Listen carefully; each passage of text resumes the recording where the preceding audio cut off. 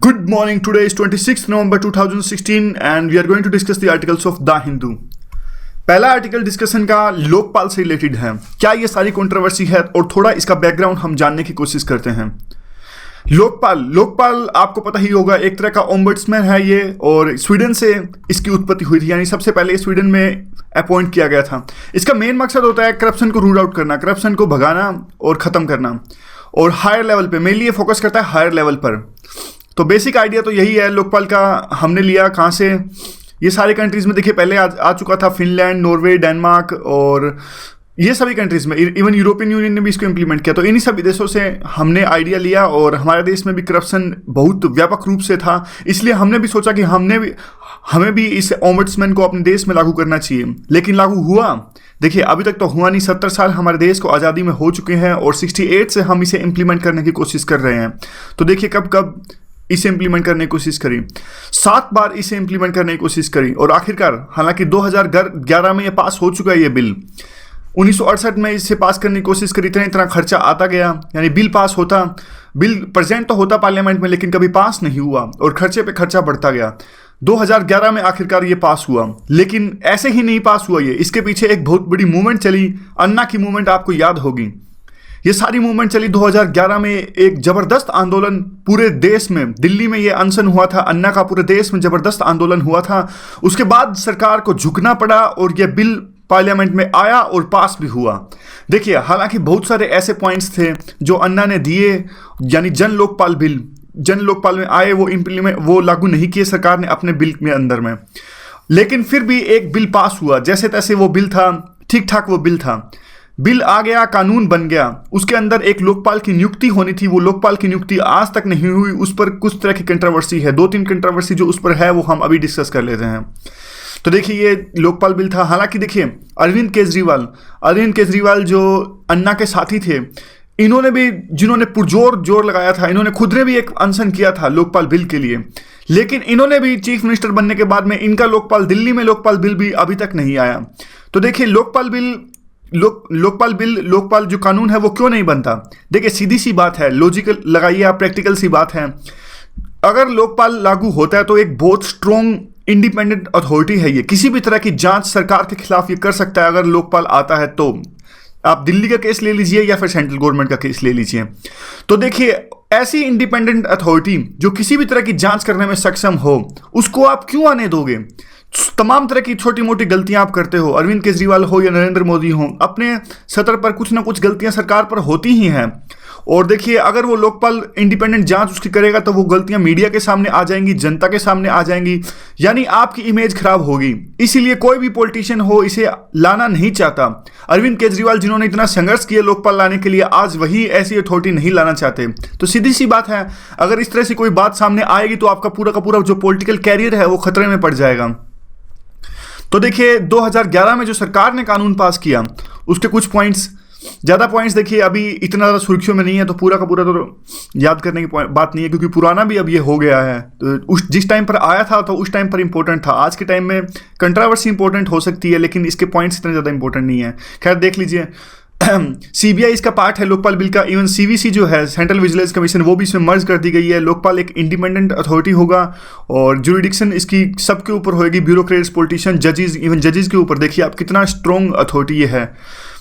लोकपाल के पास में पावर होगी कोई भी इन्वेस्टिगेशन इनिशिएट करने की, यानी अपने आप से वो इनिशिएट कर सकता है और प्रोसिक्यूट भी कर सकता है, पब्लिक ग्रीवियंसेस को भी हैंडल करेगा।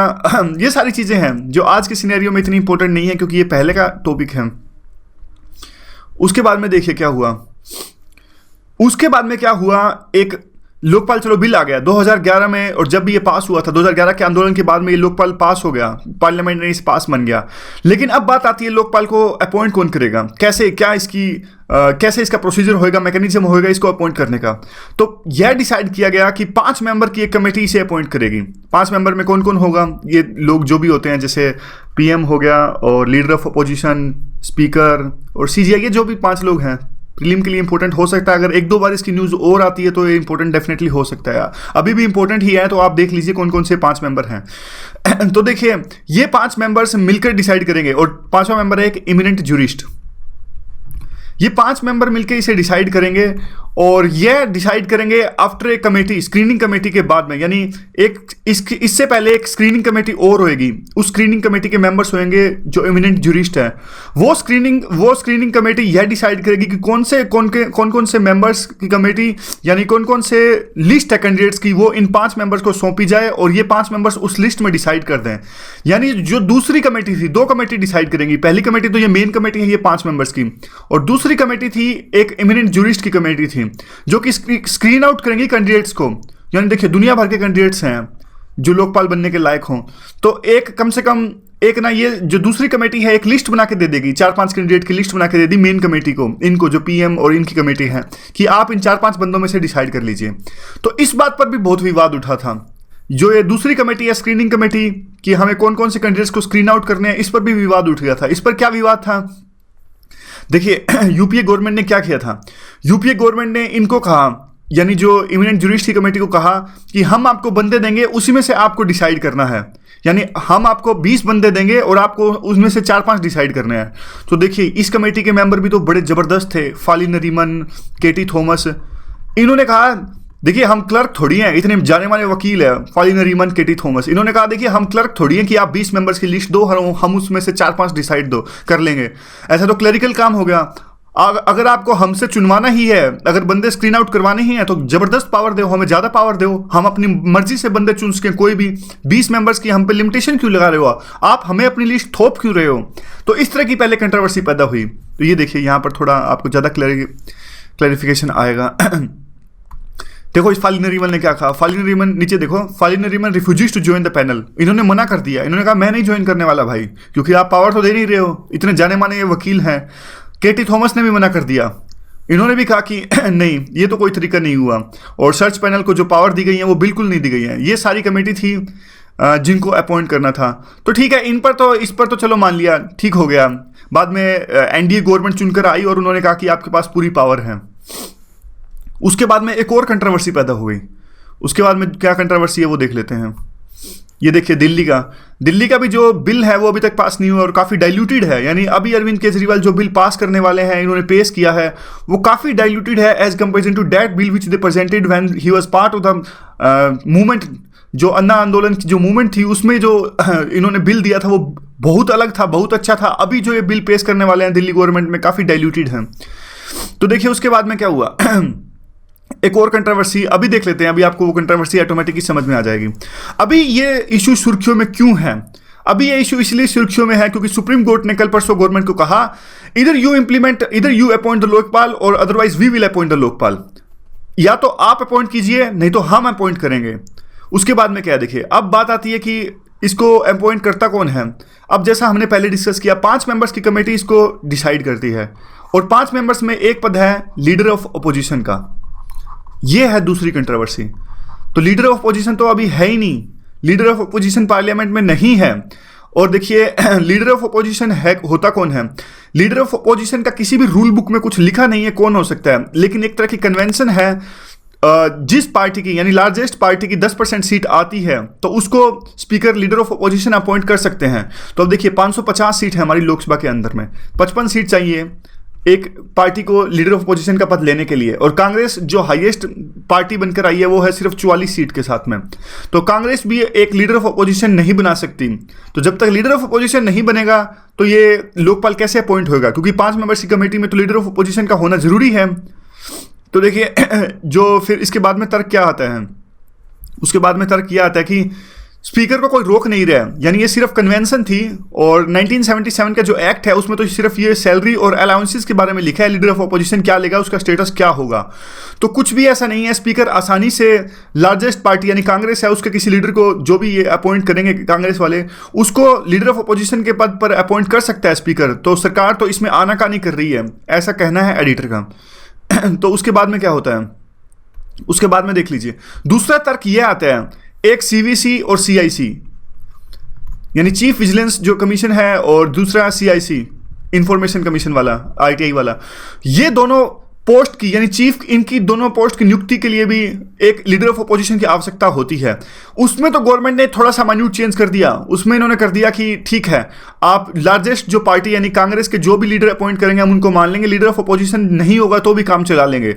अब जब सीवीसी और सीआईसी इन दोनों में काम चला लिया गया है तो आपको लोकपाल में काम उसको अपॉइंट करने में, काम चलाने में क्या दिक्कत है? आप लोकपाल की नियुक्ति में भी तो जो हाईएस्ट सीट्स है जिस पार्टी की, अपोजिशन पार्टी की, उसके लीडर से, उनके लीडर के सहयोग से काम चला सकते हो। जैसे जो है मल्लिकार्जुन खड़गे अभी कांग्रेस के लीडर हैं लोकसभा के अंदर।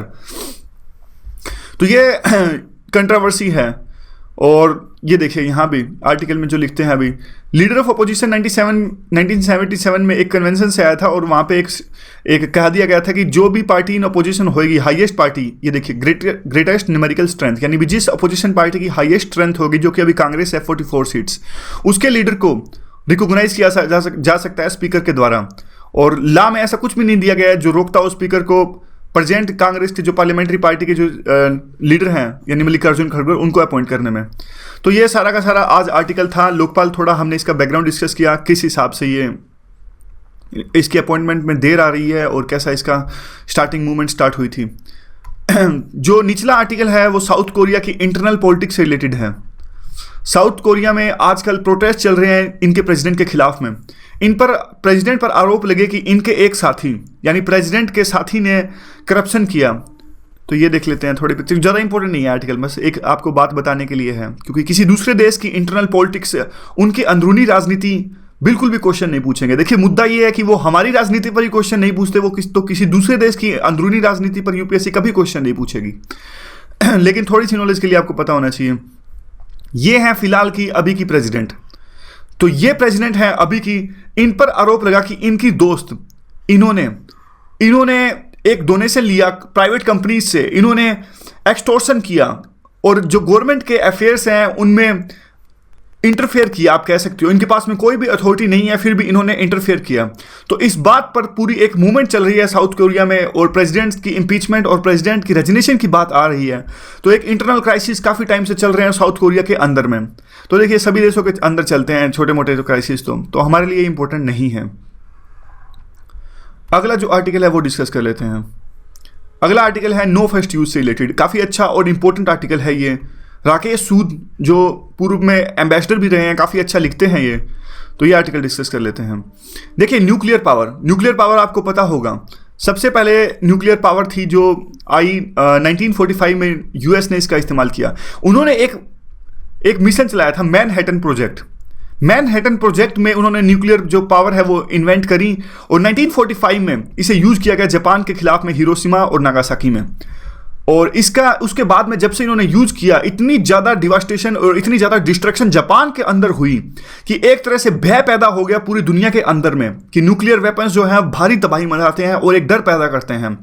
देखिए 1945 में यूएसए ने न्यूक्लियर वेपन यूज किया, तब वर्ल्ड को पहली बार पता लगा कि ऐसा भी कोई वेपन होता है और ये यूएस के पास में है।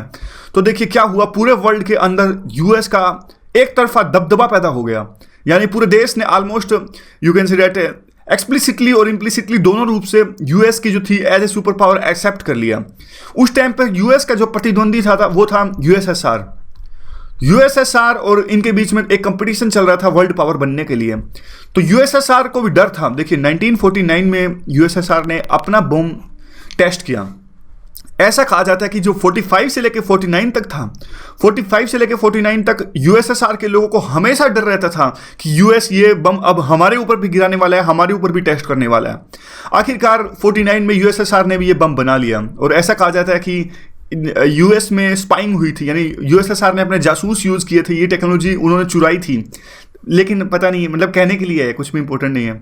और उसके बाद क्या हुआ, देखिए 49 के बाद यूएसएसआर ने बनाया, उसके बाद और भी देशों ने, बाद में यूके ने बनाया फ्रांस ने बनाया, फिर चाइना ने लास्ट 64 में बनाया। जब इन 5 देशों ने बना लिए, यानी P5 कंट्री जो हैं, इन्होंने अपने बम बना लिए, न्यूक्लियर वेपन्स बना लिए, तो इनको लगा देखिए ऐसे तो हर कोई बना लेगा। तो इन्होंने एक ट्रीटी रखी, NPT, नॉन प्रोलिफरेशन ट्रीटी।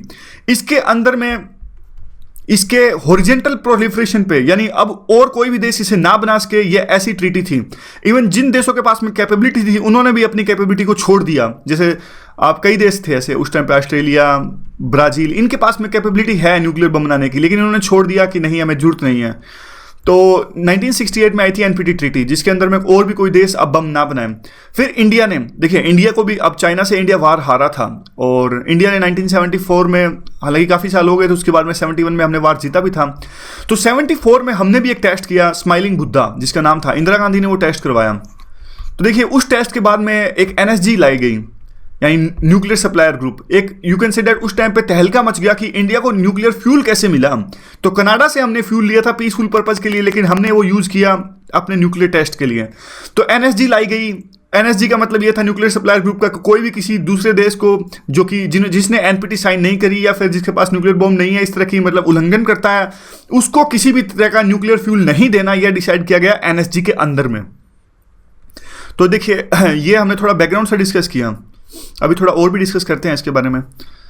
ये सारा था कैसे कैसे यूएस ने मैनहट्टन प्रोजेक्ट चलाया और ऐसे एक चैन रिएक्शन बनाई, 45 में पहली बार यूज़ किया और फर्स्ट न्यूक्लियर बॉम्ब भी बना लिया, हाइड्रोजन बॉम्ब भी बना लिया। हाइड्रोजन बॉम्ब जो है फ्यूजन पे काम करता है, ये न्यूक्लियर बॉम्ब से भी ज़्यादा खतरनाक है, ज़्यादा डिस्ट्रक्शन ये कर सकता है।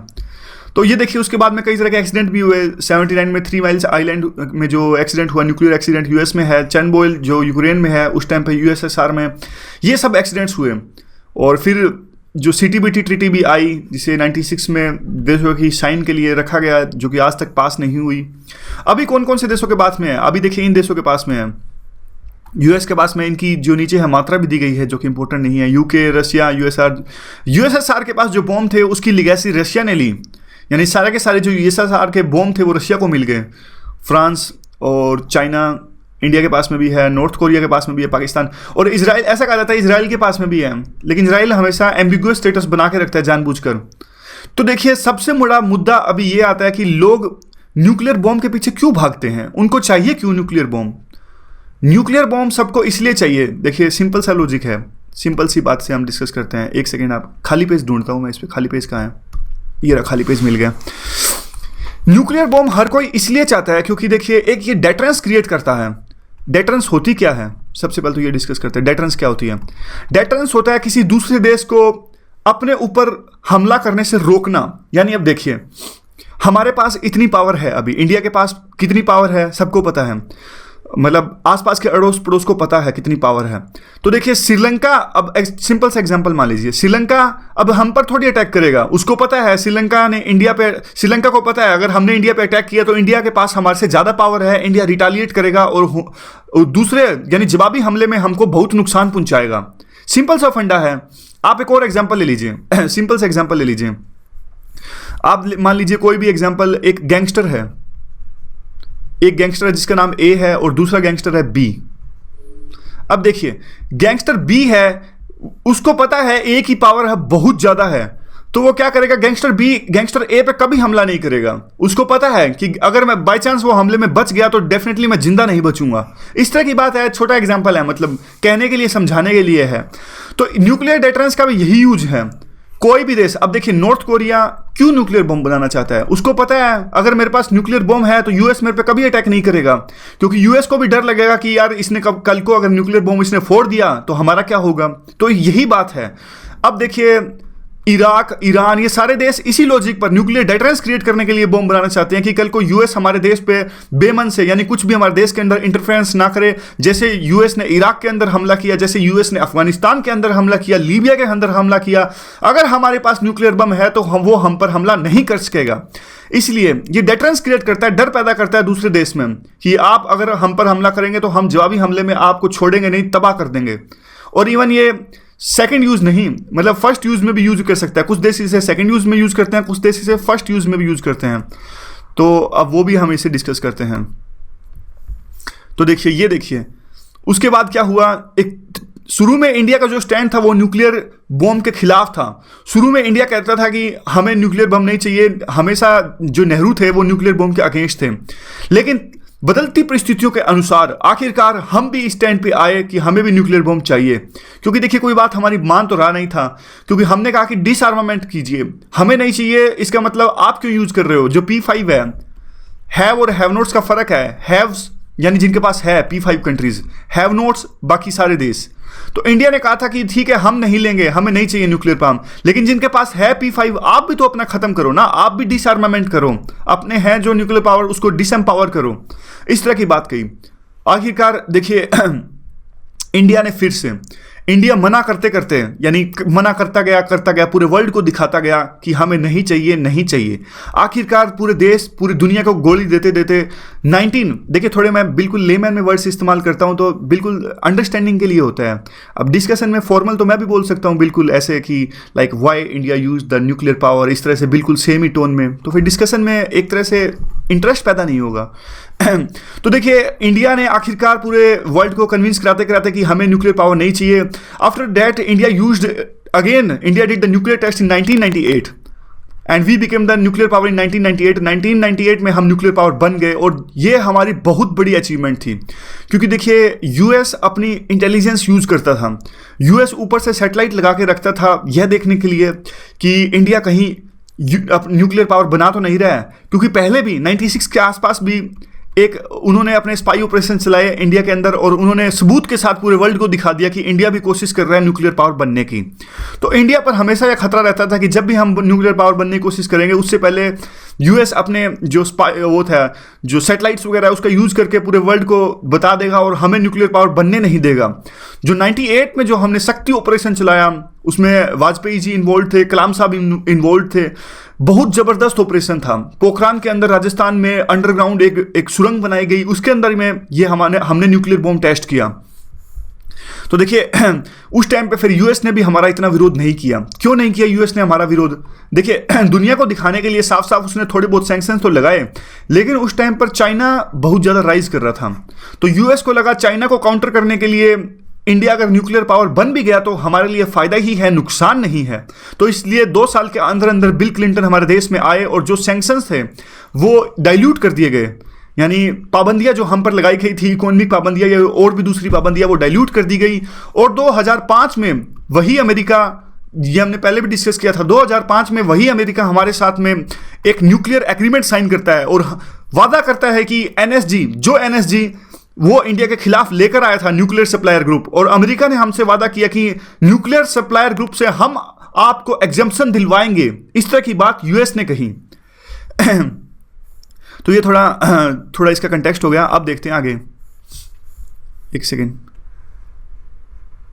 हाँ, तो उसके बाद में देखिए हमने क्या हुआ, ये सारा कंटेक्स्ट हम ऑलरेडी डिस्कस कर चुके हैं 77 में, 98 में, और ये देखिए पोखरान में एक, ये तो अचीवमेंट है। देखिए कई चीज़ों में हमारी पॉलिसी बहुत अच्छी रही है, न्यूक्लियर की जो हमारी फॉरेन पॉलिसी थी काफ़ी अच्छी है। उसके बाद में क्या हुआ, उसके बाद में देखिए जब हमने ये बम टेस्ट किया 98 में, तो 2003 की मीटिंग में, देखिए 2003 की मीटिंग में, कैबिनेट मीटिंग में एक न्यूक्लियर डॉक्ट्राइन आया। उस न्यूक्लियर डॉक्ट्राइन में क्या हुआ, उस न्यूक्लियर डॉक्ट्राइन में कहा कि हम किसी भी देश के खिलाफ पहला यूज नहीं करेंगे, we will not be first to use it, यानी किसी भी देश के खिलाफ हम न्यूक्लियर पावर पहले रूप से यानी हम जवाबी हमले में इसे यूज करेंगे, फर्स्ट इसे यूज नहीं करेंगे। जैसे ऐसा नहीं है कि पाकिस्तान ने हम पे थोड़ा सा हमला किया और हमने पाकिस्तान पे न्यूक्लियर बॉम्ब फोड़ दिया, नहीं, हम न्यूक्लियर बॉम्ब को टेस्ट या न्यूक्लियर बॉम्ब को स्ट्राइक करेंगे सिर्फ जवाबी हमले में, सेकंड यूज में, फर्स्ट यूज में इसे नहीं करेंगे। और इसमें कौन कौन सी बातें थी, और इसमें ये बातें थी कि हम इसे कैपेबल होंगे, इसमें जो एयरक्राफ्ट है, मोबाइल लैंडेड बेस्ड मिसाइल्स, और इन सब में हम इसे इंटीग्रेट करेंगे। और एक दूसरी बात हमने इसे यह कही कि किसी भी नॉन न्यूक्लियर पावर के खिलाफ हम इसे यूज नहीं करेंगे।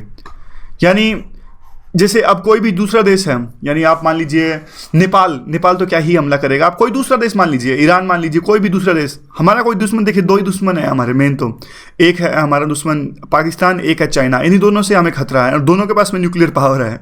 तो आप कोई भी दूसरा देश जो नॉन न्यूक्लियर हो, कोई भी एग्जाम्पल के लिए मान लीजिए आप श्रीलंका मान लीजिए, अगर श्रीलंका हमारे खिलाफ किसी भी कितना भी घातक हमला हमारे देश पे कर दे, हम उस पर न्यूक्लियर बॉम्ब नहीं स्ट्राइक करेंगे, क्योंकि हमारे डॉक्ट्रिन में हमने साफ साफ कहा है कि हम ऐसे देश के खिलाफ न्यूक्लियर बॉम्ब स्ट्राइक नहीं करेंगे जिनके पास में न्यूक्लियर बॉम्ब है ही नहीं, हम सिर्फ उनके खिलाफ में न्यूक्लियर बॉम्ब स्ट्राइक करेंगे जिनके पास में न्यूक्लियर बॉम्ब है।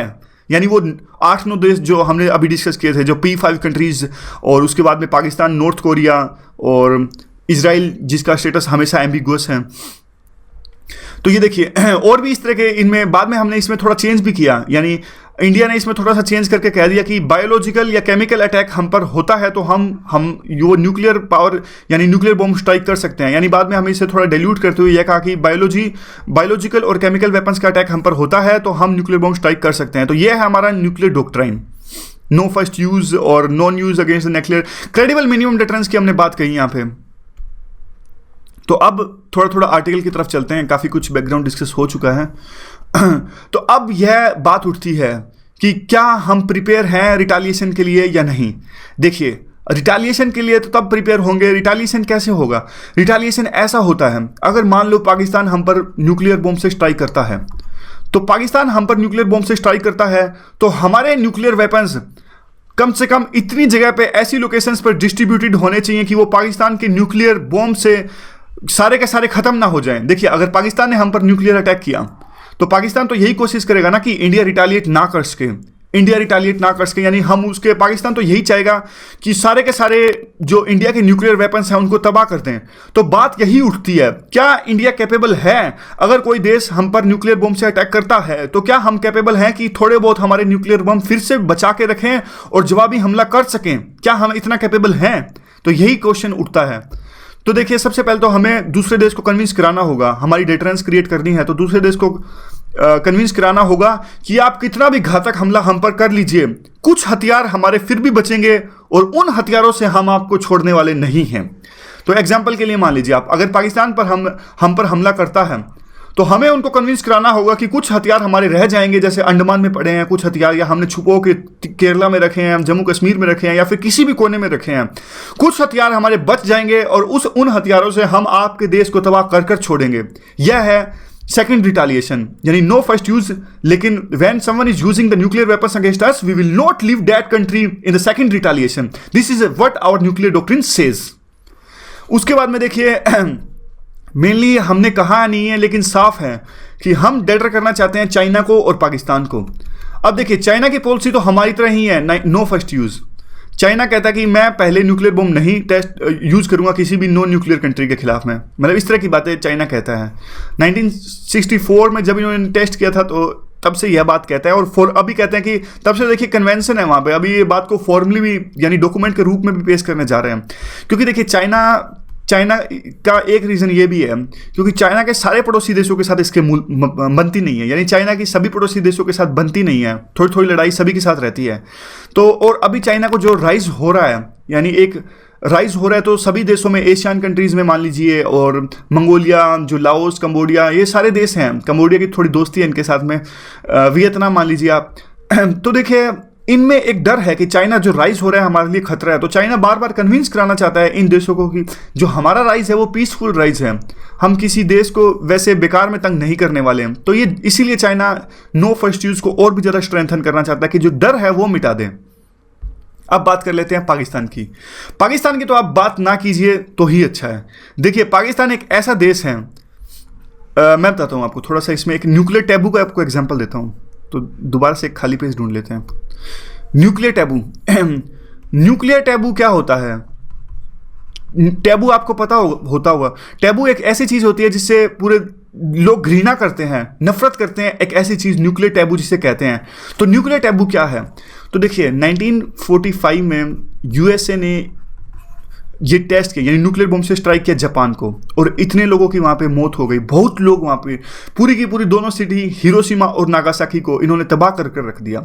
तो उसके बाद से पूरे वर्ल्ड में यूएसए के इस कृत्य की आलोचना हुई कि आपने ये क्या किया, ये तो ह्यूमैनिटी के खिलाफ में है। यूएस ने तर्क दिया ये जरूरी था कि सेकेंड वर्ल्ड वॉर को खत्म करने के लिए। उसके बाद में एक न्यूक्लियर टैबू पैदा हो गया, यानी कोई भी देश नहीं कहता कि मैं न्यूक्लियर वेपन्स को यूज करूंगा, सारे यही कहते हैं कि न्यूक्लियर की जो टेक्नोलॉजी है हमारे पास पीसफुल यूज के लिए। इवन ईरान भी यही कहता है, ईरान भी यही कहता है कि जो हम न्यूक्लियर टेक्नोलॉजी बना रहे हैं वो पीसफुल यूज के लिए बना रहे हैं। लेकिन पाकिस्तान का केस उल्टा है। पाकिस्तान तो साफ साफ दिन दहाड़े हमको धमकी देता है। पाकिस्तान कहता है कि हम इंडिया के खिलाफ में न्यूक्लियर वेपन्स यूज करेंगे। तो जो पाकिस्तान का ट्रैक रिकॉर्ड रहा है वो बहुत ही घटिया ट्रैक रिकॉर्ड रहा है न्यूक्लियर जो इसका पूरा का रेजीम है उसमें। वो साफ साफ कहते हैं कि जो हमारे वेपन्स हैं वो सिर्फ इंडिया के खिलाफ यूज करने के लिए हैं और हम इसे स्ट्रेटेजिक यूज करेंगे। अगर इंडिया न्यूक्लियर वेपन्स हमारे खिलाफ यूज नहीं करता है तो भी हम इसे यूज करेंगे, पाकिस्तान ऐसा कहता है। तो पाकिस्तान की हमेशा स्ट्रेटेजी यही रहती है कि इंडिया के पास में जितने न्यूक्लियर वेपन्स हैं उससे ज़्यादा सुपीरियरिटी हमारे पास हो, उससे ज़्यादा इंडिया से ज़्यादा न्यूक्लियर वेपन्स हमारे पास हों। तो देखिए इंडिया की पॉलिसी का क्रिटिसिज्म क्या आता है, इंडिया की पॉलिसी का यही क्रिटिसिज्म आता है कि जो हमने अभी डिस्कस किया, क्या हमारे पास इतनी कैपेबिलिटी है कि हम वो स्ट्राइक जो है वो सहन कर पाएंगे किसी दूसरे देश का। तो सबसे पहले तो हमें क्या है, हमें उस न्यूक्लियर कैपेबिलिटी को स्ट्रेंथन करना होगा, यानी हमें दूसरे देशों को कन्विंस कराना होगा कि हमारे पास इतनी पावर है, कैपेबिलिटी है कि हम बच जाएंगे, कितना भी आप बम फोड़ लीजिए हम बच जाएंगे। तो हमें दूसरे देशों को कन्विंस कराना होगा, हमें पाकिस्तान को कन्विंस कराना होगा कि अगर आप हमारे खिलाफ न्यूक्लियर वेपन्स यूज करेंगे तो भी हमारे पास बहुत पावर रहेगी, हमारे पास न्यूक्लियर वेपन्स फिर भी बचेंगे और जिससे हम आपको छोड़ने वाले नहीं हैं।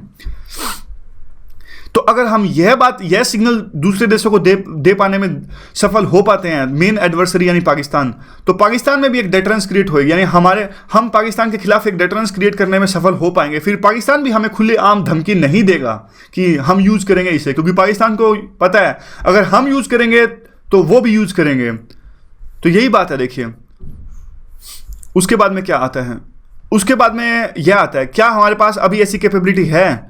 तो देखिए ये कहते हैं कि अभी हमारे पास ऐसी कैपेबिलिटी नहीं है। लैंड पे तो हमारे पास कैपेबिलिटी है, राकेश सूद कहते हैं, लेकिन सबमरीन्स अभी तक हमारे पास इतनी ज़्यादा डेवलप नहीं हुई कि हम उसे न्यूक्लियर मिसाइल्स जिस पे लाद सके और स्ट्राइक कर सके एनिमी कंट्रीज़ पर। तो यह कहते हैं कि चलो ठीक है, अभी तक आपके पास ऐसी कैपेबिलिटी नहीं है पूरी की पूरी। तो क्या मीनवाइल जब तक आप कैपेबिलिटी लाते हो, यानी जब तक आपकी कैपेबिलिटी आती है तब तक क्या हमें नो फर्स्ट यूज़ के जो इसको डॉक्ट्रिन को छोड़ देना चाहिए, यानी पूरे वर्ल्ड को यह बता देना चाहिए कि हम पहला ही भी यूज इसे कर सकते हैं, सेकेंड रिटालिएशन में नहीं फर्स्ट रिटालिएशन में भी इसका यूज कर सकते हैं। तो देखिए यानी बात यह है कि इसका कोई फ़ायदा होने वाला नहीं है। इसका फ़ायदा तभी होने वाला है यानी हम भी सब कुछ तबाह कर सके किसी दूसरे देश का। यानी क्या देखिए जैसे हम कहते हैं कि पाकिस्तान सब कुछ यानी पहले स्ट्राइक में हमारा सब कुछ तबाह नहीं कर पाएगा, यह भी एक कड़वा सच है कि क्या हम थोड़े ना उनका सब कुछ तबाह कर पाने में सफल हो पाएंगे। यानी फर्स्ट यूज़ अगर इंडिया करेगा तो भी पाकिस्तान का सब कुछ डिस्ट्रक्ट नहीं कर सकेगा, तो सेकेंड स्ट्राइक जब वो करेंगे तो भी हमको खतरा ही है। तो इसका फ़ायदा क्या। इवन यूएस है, यूएस भी नॉर्थ कोरिया का सब कुछ एक बारी में तबाह नहीं कर सकता, तो यूएस को भी यह पता है। तो नो फर्स्ट यूज़ का कोई फ़ायदा नहीं है। दूसरा जो आर्ग्यूमेंट ये देते हैं कि अगर हम अपना डॉक्ट्रिन चेंज करते हैं तो एक रॉन्ग परसेप्शन यह पूरे वर्ल्ड में सेट करेगा कि चेंज, और देखिए इसको चेंज करने से हमें सब कुछ चेंज करना पड़ेगा, एक पूरी की पूरी कमांड लोकेशंस कहाँ कहाँ अभी न्यूक्लियर वेपन हमने डिप्लॉय कर रखे हैं, कौन इसका डिसीजन लेता है, और एक कमांड हमें छोटी करनी पड़ेगी, आसानी से न्यूक्लियर बम स्ट्राइक किया जा सके। इन सब चीज़ों में हमें चेंज करना पड़ेगा अगर हम अपना न्यूक्लियर डॉक्ट्रिन चेंज करते हैं। तो इसका मतलब तो साफ साफ हुआ कि हम पूरे वर्ल्ड को सिग्नल दे रहे हैं कि हम वार चाहते हैं, तो यह तो गलत होगा। तो इसका मतलब यह भी होगा कि यूज इट और लूज इट सिंड्रोम, अगर आप इसे न्यूक्लियर वेपन्स को यूज नहीं करेंगे तो आप लूज कर जाओगे वार। तो देखिए हमेशा इससे बॉर्डर पे एक तरह से पहले से आपको पता है कितनी टेंशन्स हैं, तो इतनी टेंशन्स में अगर दोबारा से अगर फर्स्ट यूज़ की हम डॉक्ट्रिन में चेंज करते हैं तो और ज़्यादा इंस्टेबिलिटी आएगी, और ऊपर से शॉर्टर डिस्टेंस का भी खतरा है। यानी देखिए अगर पाकिस्तान एक हम पर न्यूक्लियर बॉम्ब स्ट्राइक करता है तो एक वार्निंग सिस्टम जो है, डिस्टेंस दोनों के देशों के बीच में इतना कम है कि जो हमारा वार्निंग सिस्टम है कि न्यूक्लियर मिसाइल आपके खिलाफ लॉन्च हो चुकी है, वो वार्निंग सिस्टम भी काम नहीं करेगा। और दूसरी बड़ी बात है, देखिए अगर हम पाकिस्तान पे स्ट्राइक करते हैं न्यूक्लियर स्ट्राइक, तो न्यूक्लियर जो बॉम्ब का फर्क इतना ज़्यादा, यानी इसका इफेक्ट, इसका रिपरकशंस इतना ज़्यादा होते हैं कि उसकी लपेटे में, उसकी आग में तो हमारा एरिया भी आ जाएगा, क्योंकि पाकिस्तान का एरिया तो बहुत छोटा है, पाकिस्तान का एरिया बहुत छोटा है। अगर इन पे हम न्यूक्लियर बॉम्ब से स्ट्राइक करते हैं तो हम भी उसकी चपेट में आ जाएंगे। हमारा जो पंजाब है, अमृतसर है, जम्मू कश्मीर है, तो ये सारे जो बिल्कुल हैं ये भी उसकी चपेट में आने के खतरे रहेंगे। तो बिल्कुल इसकी यूज़ करने की पॉसिबिलिटी तो ना के बराबर है। तो फ़ायदा क्या है। उसके बाद में देखिए एक और चेंज, जो पाकिस्तान और इंडिया के बीच में डिफरेंस क्या है। पाकिस्तान के जो न्यूक्लियर बॉम्ब है वो इनकी मिलिट्री के अंडर आते हैं। अब देखिए मिलिट्री के पास में जो बॉम्ब होएगा वो डेकोरेशन यानी सजावट के लिए तो उन्होंने रखा नहीं, तो मिलिट्री तो बोलेगी ही ना कि हम इसे यूज करेंगे। और जो हमारे हैं, हमारे जो न्यूक्लियर वेपन्स एक प्रॉपर कमांड के तहत हैं, और हम एक स्ट्रॉन्गर डेमोक्रेसी हैं, और हम देखिए इसे यूज करने के लिए पॉलिटिकल विल चाहिए। यानी अगर आप पूरे वर्ल्ड के अंदर यह सिग्नल दे सकते हो, जैसे अभी हमने यह सिग्नल दिया, एक डीमोनेटाइजेशन करके हमने यह सिग्नल दिया कम से कम पूरे वर्ल्ड को कि हम we are no more soft power, we are able to take the drastic steps if they are in the favour of the country's interest, if we are able to convince the world that we can use the nuclear weapons, if we are able to convince the world that we have strong political views will to use anything which is India's interest. अगर हम वो political will say दुनिया को convince कराने में सक्षम हैं तो देखिए डेफिनेटली हमें न्यूक्लियर डॉक्ट्रिन चेंज करने की आवश्यकता है ही नहीं। आप इजराइल का यूज ले लीजिए, इजराइल का एग्जांपल आप ले सकते हो।